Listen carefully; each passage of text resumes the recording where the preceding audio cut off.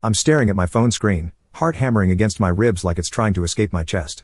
The text from Marcus is still there. Hotel room 237. Can't stop thinking about you. My thumb hovers over the keyboard.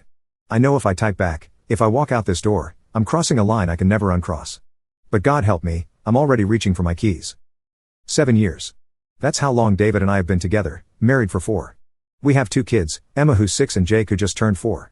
David works his ass off at the engineering firm, comes home tired but still reads bedtime stories. Still kisses my forehead when he thinks I'm sleeping. Still believes I'm the woman he married. The worst part? There's nothing wrong with him. Nothing broken to justify what I'm about to do. It started innocent enough. Marcus joined our marketing team 3 months ago. Tall, confident, the kind of guy who makes jokes that land perfectly in meetings.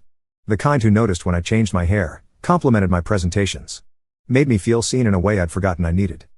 "You're too smart for suburban mom life," he'd said last week over coffee that definitely wasn't just coffee anymore. "You could be running your own agency instead of changing diapers." I'd laughed, but something twisted in my stomach. Because he was voicing thoughts I'd been pushing down for months. The creeping feeling that I'd settled, that motherhood had swallowed the ambitious woman I used to be.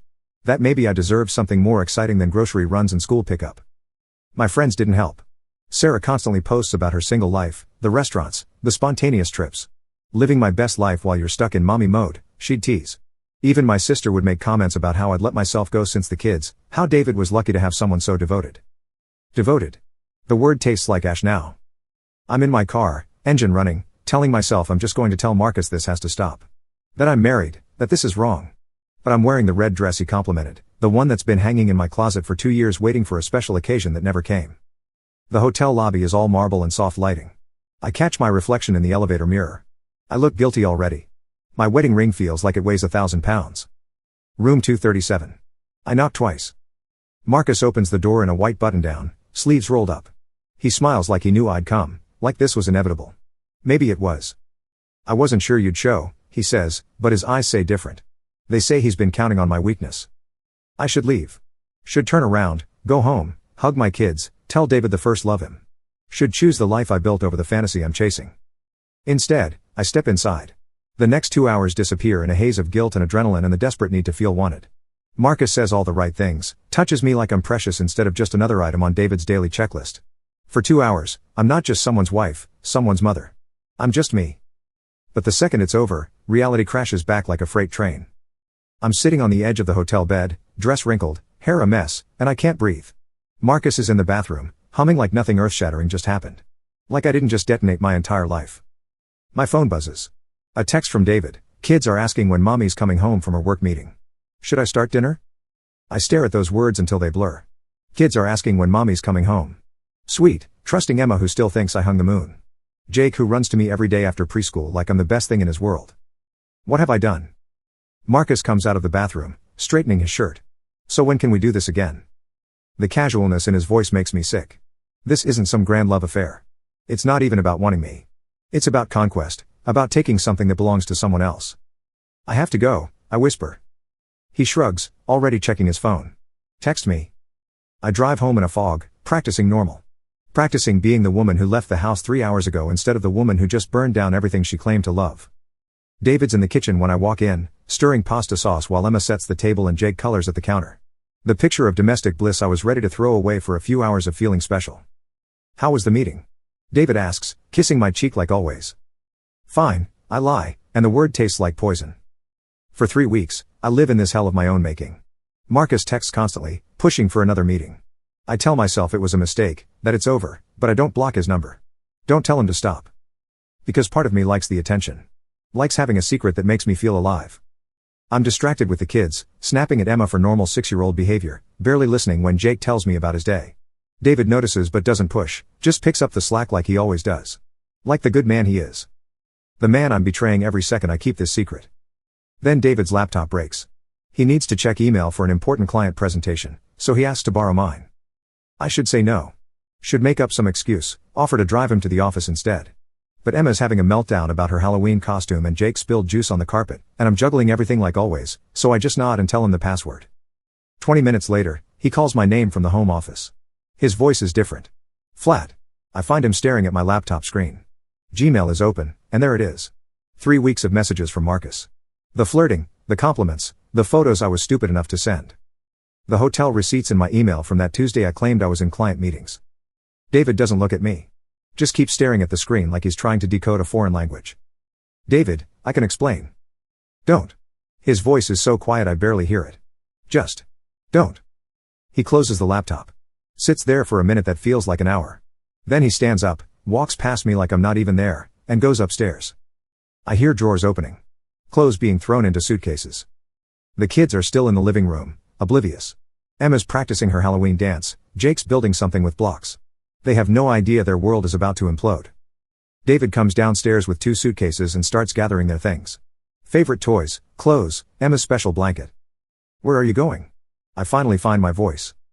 He still won't look at me. My brothers. Until I figure out what happens next. David, please. It was a mistake. It didn't mean anything. Now he looks at me, and I wish he hadn't. There's nothing in his eyes. No anger, no hurt. Just emptiness.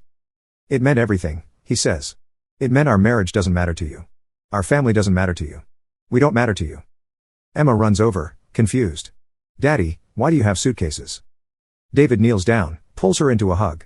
We're going to stay with Uncle Mike for a while, sweetheart. What about Mommy? He doesn't answer. Just holds her tighter. I'm standing in my own hallway watching my husband pack up our children like I'm a stranger. Like I'm dangerous. Maybe I am.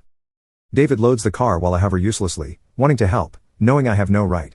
The kids are excited about their adventure, not understanding this isn't temporary. Before he leaves, David finally speaks to me one more time. I trusted you with everything I had, he says, keys jingling in his hand. I gave you my whole heart, my whole life. And you threw it away for what? Some guy from work who probably doesn't even remember your name today? I want to tell him he's wrong, that Marcus cares about me, that this was about more than just sex. But even as I think it, I know it's a lie. I'll file papers next week, David continues. My lawyer will contact you about custody arrangements. Custody arrangements. The words hit like a physical blow. You can't take my kids. Watch me. And there it is, the anger I've been waiting for. But it's not hot rage. It's cold, calculated fury. You made your choice. Now live with it. The car doors slam. Emma waves at me through the window, still smiling because she doesn't understand. Jake's already asleep in his car seat. David doesn't look back. I stand in my driveway, watching my family drive away, and the silence that follows is deafening. My phone buzzes. A text from Marcus, free tonight? I stare at the message until the words lose meaning, then delete it without responding. Too late. Everything's too late. The house feels like a mausoleum. 3 days since David left with the kids, and I've barely eaten, barely slept. I keep expecting to hear Emma's laugh echoing down the hallway or Jake calling for me from his bedroom. Instead, there's just silence and the smell of the McDonald's I brought home last night but couldn't stomach. My phone hasn't stopped ringing. David's lawyer, my mother who somehow found out and won't stop leaving voicemails about working things out. But David's not answering my calls, my texts disappear into the void, and I'm starting to understand that this isn't a fight we're having. This is an ending. The custody hearing is brutal. David's lawyer paints me as an unfit mother who prioritized an affair over her children's well-being. They have evidence I didn't even know existed.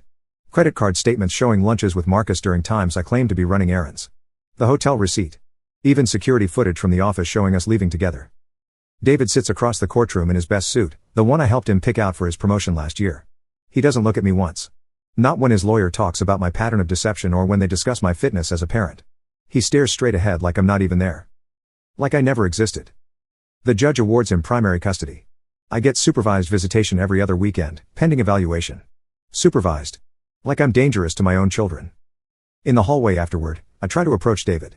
His lawyer steps between us before I can get close. My client has no interest in speaking with you, she says. All future communication should go through our offices. David walks away without a word. I watch him disappear around the corner and realize this might be the last time I see him in person for months. Maybe years. Work becomes impossible. Everyone knows. The affair with Marcus was bad enough, but when he stopped returning my calls after that first night, when I realized I'd blown up my marriage for someone who saw me as a one-time conquest, the humiliation became unbearable. Marcus got promoted to a different department. Suddenly he's too busy for coffee, too important for the projects we used to collaborate on. He nods politely when we pass in the hallway like we're acquaintances instead of the reason my life imploded. I find out from Sarah, who heard from her friend who works in HR, that Marcus has been telling people I came onto him. That he tried to keep things professional but I was persistent. Desperate. The worst part is, some of it's true. After that first night, I was desperate. Desperate to believe it meant something, that I hadn't destroyed everything for nothing. My coworkers avoid me. The few who still speak to me do it with pity in their eyes, like I'm a cautionary tale they tell their friends over wine. Remember Jennifer from marketing? Yeah, she threw away her whole family for some guy who ghosted her the next week. I request a transfer to a different office, but my reputation follows me. Within 6 months, I'm pushed out entirely. Restructuring, they call it, but we all know what it really is. My first supervised visit with the kids is at a family center that smells like disinfectant and broken dreams. Emma runs to me initially, but she's different. More reserved. She tells me about her new school, how Uncle Mike taught her to ride a bike, how Daddy reads her 3 books every night now instead of just 1. She's building a life that doesn't include me. Jake barely remembers me. 4 months apart at his age might as well be a lifetime. He clings to the social worker when I try to hug him, asks when Daddy's coming back. I'm your mommy, I tell him, voice breaking. Remember me? He stares at me with David's eyes and shakes his head. The social worker writes something on her clipboard. More evidence of my failure. My family tries to help at first. My mother lets me move into my childhood bedroom, treats me like I'm recovering from some natural disaster instead of consequences I created. But even she gets tired of my self-pity eventually. You made your bed, Jennifer, she says after another night of finding me crying over photos of the kids. At some point, you have to lie in it. My friends fade away one by one. Sarah stops inviting me out after I break down crying at a restaurant when I see a family with young kids. The mom friends from Emma's school cross the street when they see me coming. I'm a reminder of how quickly perfect lives can implode, how easily you can lose everything. Nobody wants that kind of reminder around. The divorce is finalized on a Tuesday. I sign papers that dissolve 7 years of marriage, that make David a stranger legally and financially. The house goes up for sale. Everything we built together gets divided by lawyers and reduced to line items on spreadsheets. I keep thinking David will reach out, that eventually we'll need to talk about something. School events, medical decisions, holiday schedules. But his lawyer handles everything. I exist in his world now only as a legal obligation, a problem to be managed from a distance. The first time I drive past Emma's new school, I see David at pickup. He's laughing with another parent, probably making plans for a playdate I'll never be invited to. Emma runs to him with a drawing, and he scoops her up like she's the most precious thing in the world. They look happy. Complete. They look like a family that never needed me at all. I start therapy because the court requires it, but also because I'm drowning. Dr. Martinez doesn't let me play victim, doesn't accept my excuses about feeling underappreciated or needing validation. You made a choice, she says during our 3rd session. Every moment from that first flirtation to walking into that hotel room, you chose yourself over your family. Now you want sympathy for facing the consequences. She's right, but hearing it out loud feels like being flayed alive. I know I messed up, I whisper. But I can't undo it. I can't fix it. How do I live with that? The same way millions of other people live with their mistakes, she says. One day at a time, knowing that some things can't be fixed. At Emma's 7th birthday party, I sit in my car across the street watching through the windows of David's brother's house. There's a bouncy castle in the backyard, kids running around with cake on their faces. Emma's wearing a princess dress I didn't pick out, blowing out candles on a cake I didn't make. David lifts her up to help her reach the piñata. Some woman I don't recognize steadies the ladder, laughing at something Emma says. She has kind eyes and a genuine smile, and when Jake toddles over to her, she picks him up naturally, like she's done it 100 times before. My replacement. Someone who will read bedtime stories and pack school lunches and attend parent-teacher conferences. Someone who will be there for first days of school and scraped knees and teenage heartbreak. Someone who won't abandon them for a few hours of feeling special. I drive away before anyone sees me, but not before I understand the truth that's been chasing me for months. They're better off without me. The court-appointed psychologist's evaluation is worse than I expected. She recommends continued supervised visitation, notes concerns about my emotional stability and decision-making. Reading her report is like looking at myself through a microscope, every flaw magnified and documented. The subject demonstrates patterns of narcissistic behavior and poor impulse control, she writes. Her actions suggest a prioritization of personal gratification over familial responsibility. Clinical language for what everyone already knows: I'm selfish. I chose what felt good over what was right, and now I get to live with that choice forever. The supervised visits become less frequent. Emma stops asking when she can come home with me. Jake forgets my name sometimes, calls me the lady when the social worker asks about our time together. I'm becoming a stranger to my own children, and the worst part is knowing I deserve it.